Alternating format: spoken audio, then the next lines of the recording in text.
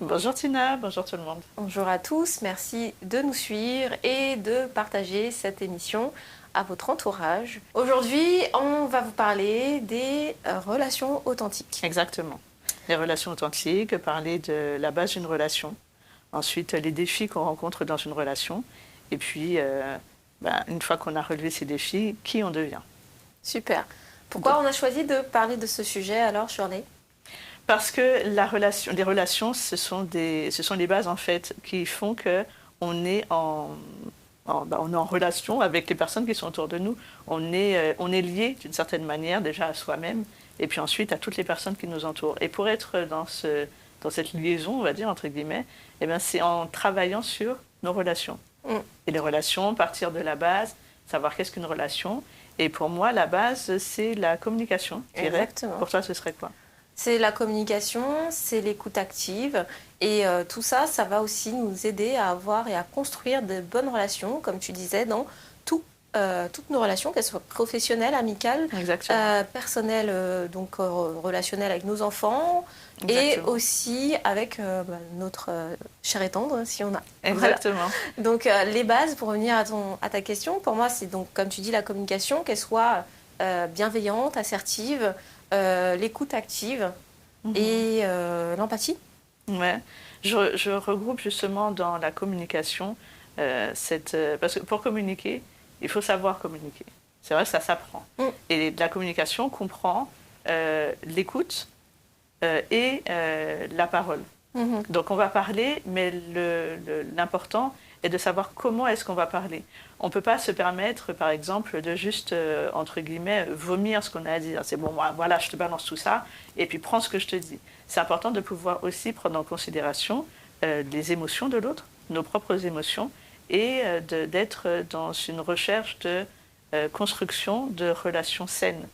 Et dans les relations saines, on va parler du coup avec bienveillance, avec authenticité, mais aussi on va être dans cette écoute. Donc tu parlais tout à l'heure de l'écoute active. Oui. Donc c'est pouvoir prendre le temps d'écouter sans forcément se dire qu'on le prend personnellement. Oui, c'est-à-dire couper la parole, juger, être dans un manque de tempérance parfois. Tu vois, l'autre peut-être est dans une interprétation de ce qui se passe ou de ce qu'on dit de lui et n'est pas à l'écoute. Donc ça s'apprend. Et il y a aussi des livres sur ça, sur la communication non violente qui sont extrêmement riches. Et j'invite vraiment les gens à pouvoir lire ce genre de bouquin ou se former sur la communication non violente parce que ça va être un fil conducteur dans votre vie, dans tous les domaines de votre vie, pour construire des relations saines. C'est vraiment libérateur parce que du coup, l'interprétation, on le fait tous, puisque c'est ce qui permet de traduire les mots, les phrases qu'on va employer. Donc notre cerveau a besoin d'interpréter et de donner des définitions et un sens à ce qui va être entendu et ce qui va être exprimé.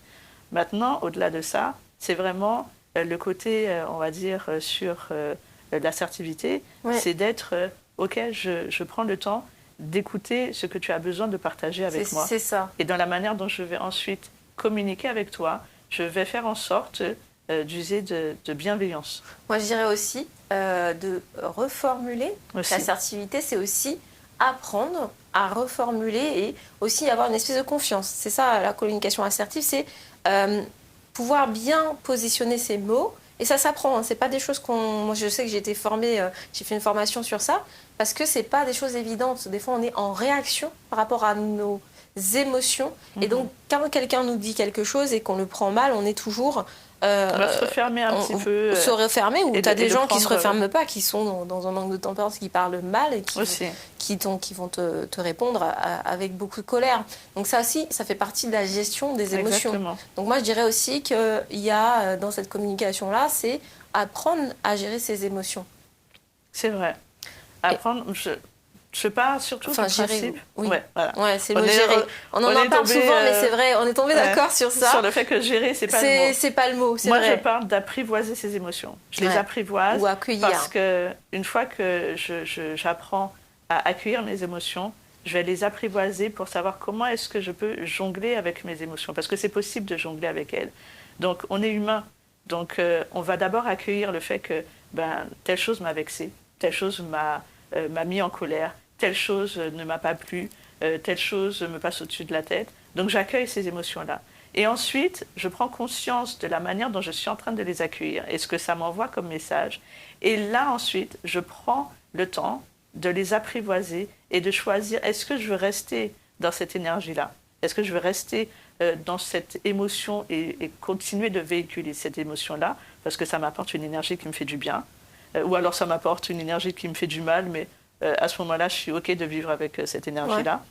Mais en tout cas, ça me donne l'opportunité à un moment donné, dans le fait d'apprivoiser, de choisir de rester dans cette émotion-là ou de changer d'émotion et de switcher et de passer une autre émotion. Alors, peut-être que nos auditeurs vont se dire, mais attends, il y a quelqu'un qui parle en face de toi, elle a son émotion, comment elle fait tout ça.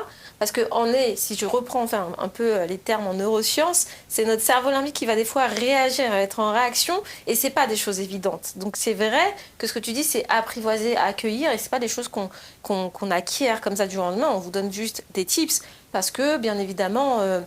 on pourrait nous dire comment c'est possible, t'es là, t'es au volant, y a quelqu'un qui te fait une queue de poisson et t'as qu'une envie, c'est pas dire ah je vais apprivoiser mon émotion, tu vois, c'est aussi comment on arrive à justement lâcher prise sur l'action ou sur l'événement qui est en train de se passer. Alors là, je parle d'un événement parce qu'on est en train d'imager une communication en face d'une personne. Mm-hmm. Mais bien évidemment, s'il se passe un accident et que tu es obligé de descendre de la voiture pour faire le constat, c'est accueillir ton émotion parce que pour le coup, ça m'est arrivé. J'ai eu quelqu'un en face de moi qui n'avait pas envie d'accueillir son émotion. Mm-hmm. Et pourtant, j'étais pas la foutive.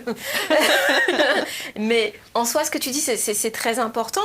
Mais aussi, j'ai envie aussi que nos auditeurs se disent « Attends, comment ça se passe ?» Parce que des fois, la personne en face n'a pas envie d'être dans cette communication bienveillante envers toi. Mm-hmm. Donc, en fait, par effet miroir, c'est comment toi, tu arrives à lâcher prise, toi, en face de cette personne qui n'est pas du tout dans le même... j'ai envie de dire mood, parce que j'ai envie d'être dans une énergie jeune. Voilà. Dans cette bienveillance-là, et se dire en face, écoute, on va calmer le jeu, on va essayer d'apaiser la situation et la personne qui est en face de toi, et en fait, ça sera beaucoup plus fluide. Mais ça s'acquiert, tout ça, en fait. Donc, ça s'acquiert, et puis c'est aussi prendre conscience qu'on est responsable de nous. Mm-hmm. On est responsable de nous et du travail qu'on fait sur nous. Ça ne veut pas dire que encore une fois, on ne va pas parler n'importe comment aux gens, mais effectivement, étant responsable de soi, tu ne peux pas aller dans le cerveau de quelqu'un d'autre et bouger les petits boulons et dire voilà, il faut que tu réagisses comme ça parce que moi, j'en suis à ce stade-là de ma vie, il faut que tu réagisses comme ça. Bon, on a fait un accident, tu es en tort, bon, je replace des petites, les rônes par là. Et puis, voilà comment je veux que tu réagisses. Ça ne se passe pas comme ça. La réalité, c'est que les gens vont réagir de la manière dont ils réagissent. Et notre responsabilité, c'est comment nous, on va pouvoir fonctionner avec ce qu'on va recevoir. C'est ça le plus important. Et c'est aussi l'empathie. C'est là que, quand tu es empathe, tu arrives à te mettre à la place de l'autre pour décorréler ou justement apprivoiser sa réaction pour changer ou l'aider à switcher la façon faisant de son mieux. En faisant de ton mieux, bien sûr que, bien évidemment, voilà. Des fois, c'est pas évident. On est tous humains avec notre sensibilité, nos émotions qui diffèrent, et le travail de l'un de l'autre. Ça me fait penser à une expérience. Justement, c'était pas prévu ça, mais ça me fait penser à quelque chose qui m'est arrivé il y a même pas une semaine. Et j'ai vu que là, dans ma communication, de ma façon de faire, j'ai changé, j'ai évolué, parce qu'avant, peut-être que je me serais énervée. Je veux raconter mon histoire. Je t'en prie, on a hâte. On a hâte de savoir ce qui se passe. En fait, je vais à la station d'essence et je vais pour payer au guichet. Donc, le temps que je prenne mon sac, etc., il y a une voiture qui se garde derrière moi et qui aussi a une autre pompe. Mm-hmm. Non, qui n'a pas d'autre pompe, qui doit se servir à la même pompe que moi. Donc, elle attend derrière toi. Donc, il est derrière moi, sauf qu'il descend de sa voiture en même temps que moi. Et limite, il me bouscule pour entrer dans le guichet avant. Et je me dis, c'est parce qu'il est en train de le faire quand même. OK. Et donc finalement, le monsieur, il balance son billet des 20 et il dit au guichet, même pas bonjour, il me dit 20 € à la pompe numéro tant. Et je dis, c'est ma pompe. Je regarde, je dis, mais monsieur, je regarde devant vous, il dit, je suis rentré avant toi. Et il s'énerve. Donc moi, je déconstruis. En fait, je le prends vraiment avec rigolade. Je pense que vraiment, cette personne est en train de rigoler au départ, vraiment. Et donc, je regarde le guichet, je dis, comment on fait? Parce que le monsieur a l'air d'être vraiment sérieux dans son positionnement de « je suis rentrée avant toi ». Donc, il commence à me parler et je lui demande « monsieur, s'il vous plaît, vous pouvez baisser d'un ton? Est-ce que vous pouvez aussi me respecter ?» Il me tutoie, donc je commence à changer d'état d'esprit. Je sens que la mayonnaise, elle monte. Mais vraiment. Ça commence à piquer, ça pique comme ça. Et je me dis, c'est pas ce qui se passe. Donc, je regarde le guichet, finalement, je lui dis, comment on fait? Parce que je suis garée devant. Soit monsieur, il a payé pour moi, parce que finalement, il vous donne le billet de vin, mais c'est moi qui vais faire l'essence avant. Donc, monsieur, finalement, continue à parler, mais je l'écoute pas, parce que je l'écoute plus, parce que je sens que dans ma communication, soit je vais m'énerver ou peut-être dire quelque chose qui fonctionnera pas. Donc, c'est prendre ce recul-là, c'est ce que je veux dire, c'est prendre le recul de ne pas... Il y avait cette expression qui disait tourner sa langue 7 fois dans sa bouche. Donc, en fait, c'est exactement ce qu'on va faire. Donc, je me suis adressée au guichet, je lui ai dit, voilà, ma carte, voici ma carte. Il m'a pris ma carte, parce qu'il sait très bien que la situation, elle va pas se régler. Je suis garée devant, je vais pas sortir de ma place pour laisser le monsieur passer. Avant moi, j'étais là. Donc, en fait, en gros, la situation, elle s'est réglée comme... J'ai fait mon essence, je me suis attendue dans la pièce, dans le guichet. Il a attendu que je rentre dans ma voiture pour passer à côté, finalement. Et ça s'est passé comme ça. Et à la fin, il se passe que le guichet me fait un pouce comme ça pour me dire bien. Parce que ce que je dis pas, c'est que avant de partir, je m'énerve. J'ai dit, monsieur, je ne vais pas vous insulter. Je vais vous dire vraiment... Enfin, peut-être que ça va peut-être choquer certains. Je dis que Dieu vous bénisse. Je sais pas, c'est sorti comme ça. Parce que je me suis dit, au fond de moi, il y a un mal-être. Et en soi, si je dis quelque chose de mal, c'est moi aussi qui aurais calqué sa vibration. Et j'avais pas envie d'être dans sa vibration. Donc en fait, tu nourris ça, en fait. Je voulais pas nourrir ça. Et donc, en fait, quand je partais... quand je partais, je vois le guichet qui me fait ça.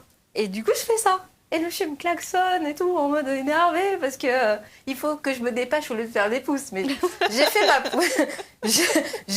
Voilà, ça s'est terminé comme ça, où je sentais que la mayonnaise remontait. Je me suis dit, c'est bon, tu pars. Il s'est rien passé de grave.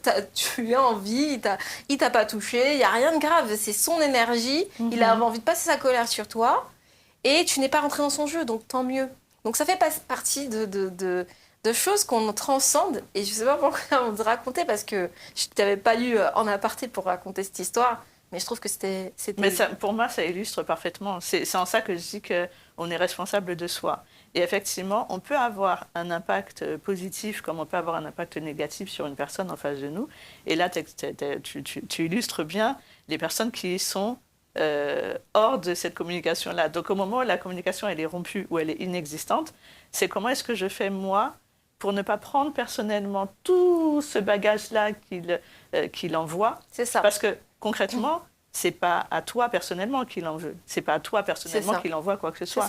Et c'est vraiment faire la part des choses entre le fait qu'une personne peut être en colère. La personne va nous dire un tas de grossièreté, de méchanceté, mais que finalement, ça ne me concerne pas. C'est difficile, je sais que c'est difficile, mais ce que l'autre nous dit ne nous concerne pas. Non, ça ne concerne que l'autre personne. C'est ça. À partir du moment où je suis au clair avec le fait que je ne suis pas concernée par sa frustration, par sa colère, par son manque, par ses attentes, tout ça là qui la concerne, si je choisis de ne pas le prendre personnellement, les fameux accords Toltec, ouais, c'est ça. Si je choisis de ne pas le prendre personnellement, je choisis de ne pas être influencée par ça. Et donc, du coup, je rentre dans mon authenticité de la relation. Donc, d'où les relations authentiques. C'est ça. Alors, c'est pas une relation que je vais conserver, bien sûr. Hein, mais c'est dommage. Ça bien parti. Oui, mais ça fait partie de ce qui peut arriver dans des relations authentiques, comme sur notre sujet, hein, parce que c'est pas... Où, justement, tu es avec une personne qui t'apprécie, qui rentre du travail, et qui, finalement, arrive avec tout son bagage de la journée, et qui envoie sa frustration de sa journée sur toi. Donc là, on parle des couples, on parle des familles. C'est ça, ou une mère avec son enfant. C'est ça, les familles. Voilà, oui, les familles, voilà. Et du coup, c'est comment tu arrives, comme tu dis, à avoir cette capacité d'autogestion de cette émotion, j'ai pas envie de dire gestion, d'acceptation, d'accueil. C'est surtout d'accueil parce que c'est comment tu important. accueilles et qu'ensuite tu peux switcher sur apprivoiser et vraiment c'est ça, changer d'énergie. Exactement. Parce que les conflits, ça fait partie de la vie. Et bien évidemment que même si on dit oui, voilà, on apprivoise, etc., on est des êtres humains. Voilà. Et donc cultiver cette différence de personnes aussi qu'on est en fait, puisqu'on est avec des différences, on est avec une personnalité. Chaque personne a sa personnalité. On est dans, on est amis avec des personnes, mais on n'a pas forcément la même personnalité. C'est ça qui fait aussi la richesse.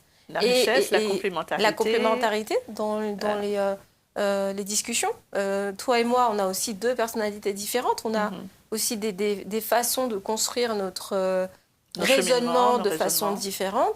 Et au final, c'est en essayant de se comprendre et de communiquer avec bienveillance et authenticité, se dire les choses, avoir des feedbacks, se faire des feedbacks authentiques. Quand je dis authentique, c'est pas je te balance un truc très néfaste parce que j'ai pas compris ton raisonnement. C'est prendre le recul de se dire je laisse l'autre dans son émotion, dans sa énergie, dans sa vérité. C'est ça. Et après, essayer de communiquer avec assertivité et dire voilà, j'ai compris ça. Est-ce que c'est bien ce que j'ai compris de ce que tu voulais dire ou que tu as pensé? Reformuler, la reformulation, c'est hyper important, je pense. Donc, c'est pour revenir aussi là-dessus. Parce que c'est super facile, en fait, de rencontrer quelqu'un, de construire une relation, et qu'au moment où, écoute, ça ne va pas dans mon sens, moi j'ai un cheminement, j'ai un fonctionnement, et toi, tu n'as pas le même, donc ensuite on envoie balader la personne. C'est super facile, et même des personnes qu'on apprécie énormément, des personnes limite qu'on adulte, il y a des moments où on n'est pas forcément sur la même longueur d'onde, et c'est pas grave. L'idée, c'est effectivement de pouvoir créer cette communication. On va pouvoir être dans l'écoute et pouvoir échanger, pouvoir parler en étant dans cette bienveillance et dans pas dans les reproches de moi je fonctionne comme ça, toi tu fonctionnes pas comme ça, donc c'est ta faute si on n'y arrive pas. C'est pas la réalité. La réalité, c'est comment est-ce que chacun y met du sien pour que ça puisse fonctionner. Et si ça ne fonctionne toujours pas, c'est pas grave non plus, on n'est pas obligé de fonctionner avec tout le monde. Mais on peut se dire que je fais de mon mieux. Si j'ai envie de le faire, je fais de mon mieux.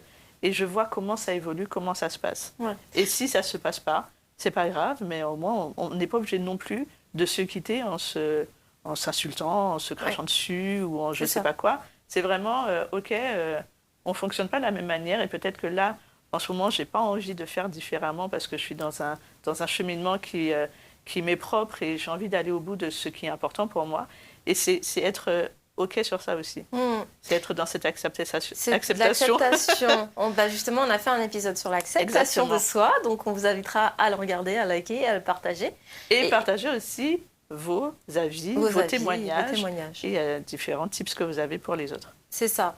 Et je voulais rebondir sur ce que tu disais sur l'authenticité. C'est aussi des personnes qui ont du mal à être authentiques. Pourquoi ?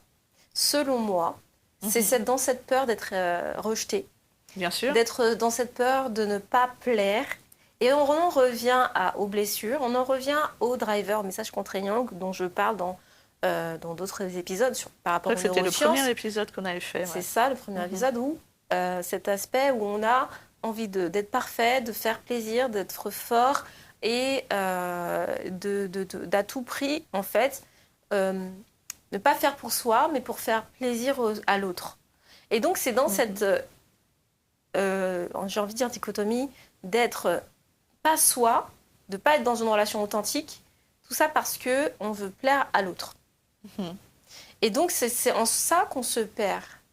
Parce qu'au final, on ne fait pas les choses pour soi, et c'est aussi reprendre l'acceptation de soi, la confiance en soi, l'estime de soi, tout ce dont on a décidé d'évoquer avec vous dans ces différents épisodes. Et tout ce que tu viens d'évoquer là reprend justement reprend l'authenticité. C'est ce qui fait qu'on est authentique. C'est qu'on est au clair avec notre confiance en soi, notre estime de soi, comme tu as dit, notre connaissance de soi. C'est important de se connaître. C'est capital de se connaître. Et si on ne passe pas par cette étape-là, justement, eh ben, ça veut dire qu'on laisse en fait notre... C'est un peu en mode automatique, métro, boulot, dodo, et puis je ne me demande pas si c'est vraiment ce métier-là qui me plaît, je ne me demande pas si c'est vraiment ce fonctionnement-là qui me plaît, je suis vraiment en mode automatique. Donc c'est vraiment capital de pouvoir prendre connaissance de qui je suis pour justement me permettre d'être dans l'authenticité. Parce que dans ce cas-là, sinon je ne peux pas être authentique. C'est ça. Donc on va vous inviter à faire un exercice et à le partager dans le statut, que ce soit sur le podcast ou la chaîne YouTube. Donc l'exercice, ça sera de prendre un temps pour réfléchir vraiment à ce dont vous avez besoin dans une relation. Dans tous les domaines, relations amicales, famille, amoureuse, et vraiment prendre le temps vraiment de vous poser et de réfléchir à ça. Exactement. Quels sont les besoins que j'ai et comment est-ce que je peux exprimer mes émotions de manière assertive et pas juste les vomir aux gens comme ça. Comment est-ce que je peux m'exprimer et être dans l'écoute active. Donc c'est l'écoute active, exprimer mes besoins et exprimer mes émotions. Totalement. C'est ça. Voilà. Je vous partagerai un lien pour que vous puissiez vous procurer le livre « Femme en pâte, libère-toi ». Je vous partagerai le lien là où on sur mettra les réseaux. le lien sur les différentes plateformes sur lesquelles vous allez voir ou écouter les épisodes. Et on partagera également nos différents livres. Et Shirley a aussi un cahier d'exercice. C'est ça. Donc l'intérêt de partager ce livre-là, le lien, c'est que vous avez le livre « Femme en pâte, libère-toi » et vous avez aussi la possibilité de vous procurer le cahier d'exercice. Dans le cahier d'exercice, vous avez une multitude d'exercices. Je tâcherai de vous partager un exercice en particulier qui va pouvoir vous aider justement dans cette manière de développer son écoute active, d'exprimer ses émotions et de pouvoir aussi exprimer ses besoins de manière claire pour soi, parce que d'abord pour soi que c'est important d'être clair. Donc dans ce cahier d'exercice-là, vous allez trouver une multitude de possibilités de fonctionnement. Et je vous partagerai sur Instagram, tiens. Je vous partagerai sur Instagram, déjà il y a un premier exercice qui a été partagé, je vous partagerai un autre exercice. On peut la voir là? Tu l'as en tête? Non, ça sera une surprise. Bon, ok. Il y a pas mal de choses à écrire. Spoiler alerte, procurez-vous le livre. Et du coup, il faut suivre sur Insta parce qu'on va vous partager pas mal de tips. On va partager aussi un jeu concours. Exactement. De façon à pouvoir gagner un de nos livres, ou les deux. Et du coup, restez bien connectés. On va finir donc cet épisode du jour sur les relations authentiques. N'hésitez pas à liker, à partager pour nous donner du soutien. Et partager vos témoignages parce que d'autres personnes aussi vont regarder. Et vos témoignages sont un apport supplémentaire sur ce qu'on va pouvoir justement partager dans chacun de nos épisodes. Voilà. Donc, merci de nous avoir suivis aujourd'hui. Merci à vous. Merci Shirley. Merci Tina. Et à très vite pour le prochain épisode de Voix Off.